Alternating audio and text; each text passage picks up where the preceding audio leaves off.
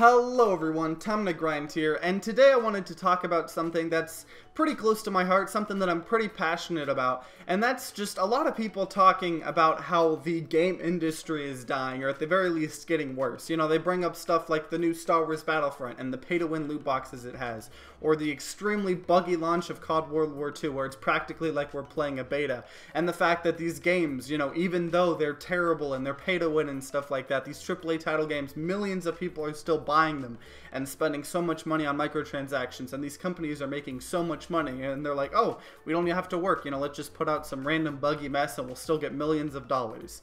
And a lot of people are saying, you know, with good reason, that that doesn't seem very good, that doesn't bode well for the gaming industry as a whole, and that we're going downhill. And one thing I try to tell people a lot of the time is, the game industry isn't dying, it's not getting worse, just part of it is.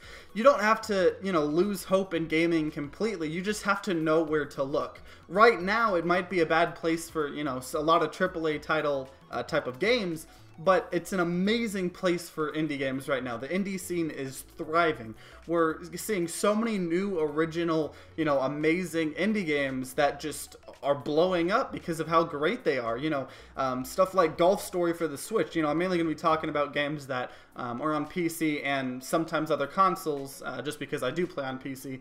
But Golf Story for the Switch, that game came out of nowhere. Literally no one knew anything about it. It came out, small little indie game, and people are just, you know, going rabid over it because it's so amazing.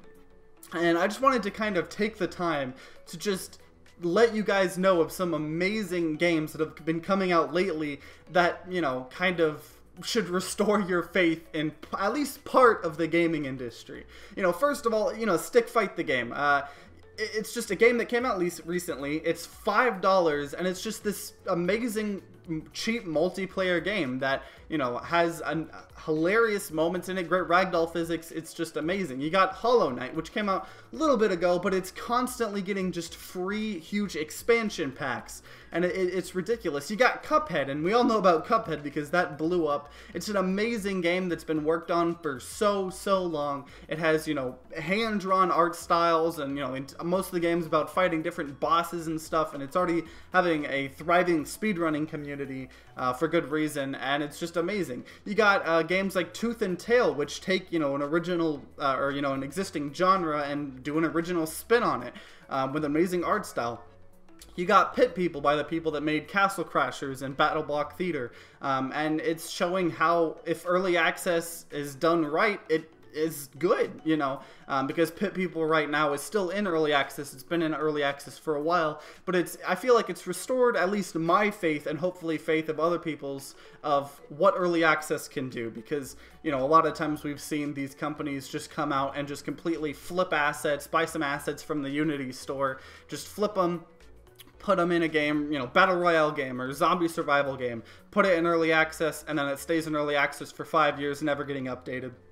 And then eventually the developers just leave. And Pit People is definitely showing people how well the early access, you know, kind of scene, how it can function if the developers actually care. You got Crawl, which is also a kind of, you know, really unique game, and it actually kind of shows how well early access can be done right, because of the fact that Crawl was in early access for a little bit. I believe it's like 2 brothers working on it, and they, you know, got through, and it's actually like you know, they launched the game. It's an amazing, unique game, nothing like it. You know, one person plays as like someone trying to get through a dungeon, everyone else summons monsters and traps and stuff and tries to kill them. Whoever kills them, they get to be the person, and you all gotta try to fight to escape, and it's just so unique, and it really brings back some of the, you know, moments of, you know, local multiplayer gameplay, you know, with your friends, because that's one thing I miss a lot from, you know, good old Xbox days when I used to play, was everyone gumming around playing local multiplayer games and just having a great time.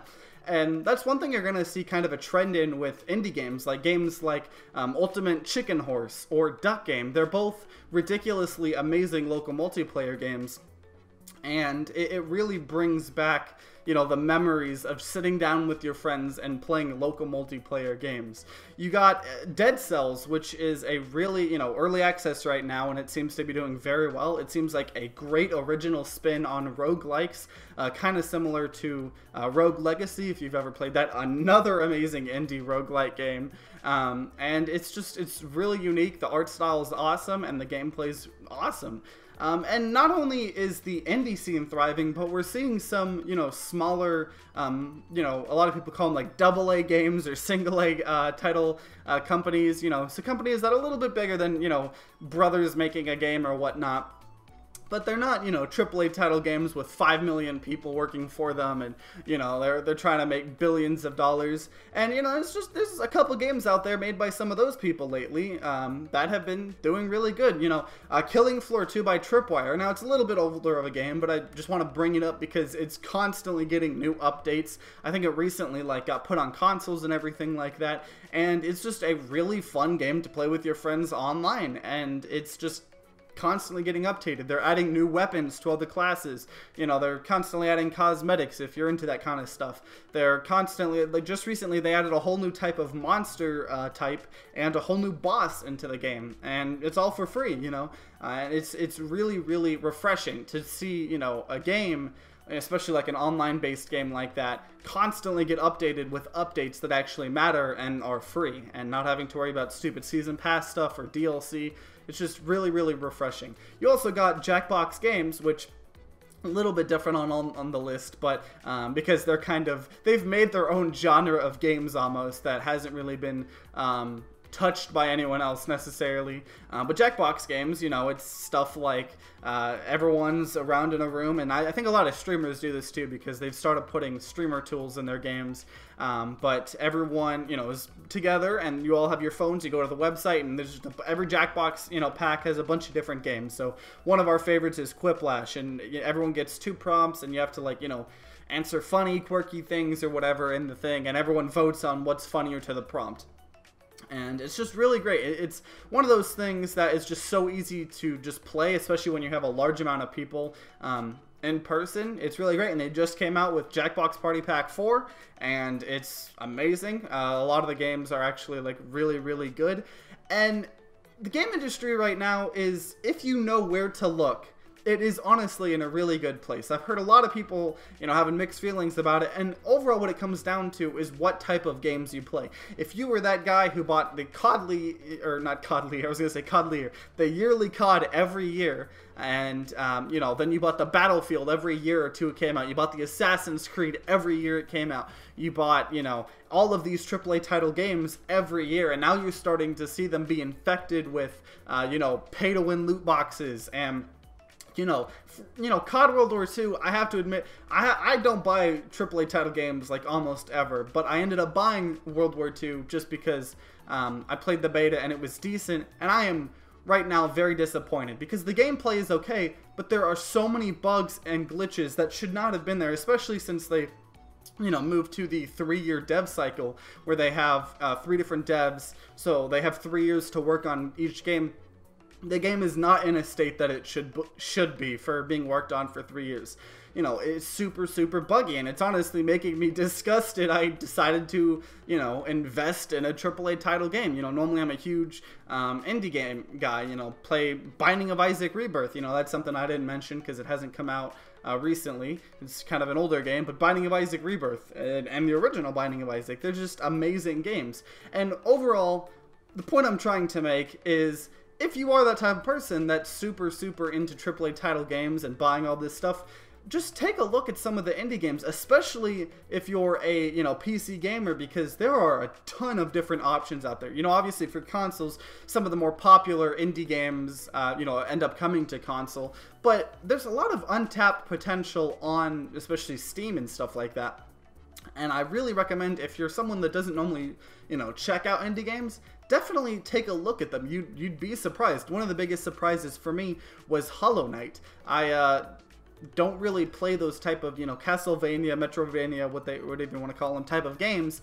And I tried out Hollow Knight, and it was spectacular, and I got super sucked into it, and it's a great game. And I just recently for Halloween, it got another huge content update for completely free, and that's awesome. And if you're one of the type of people that, you know, do play a lot of indie games, and you know, you're already knowing about all the games I'm talking about, then you probably can agree that the gaming industry is in a pretty good place right now, and it's nowhere near from dying. Now, I will say, you know, part of the gaming industry, the game industry as a whole isn't dying, just part of it is, and that's the big point I'm trying to make today.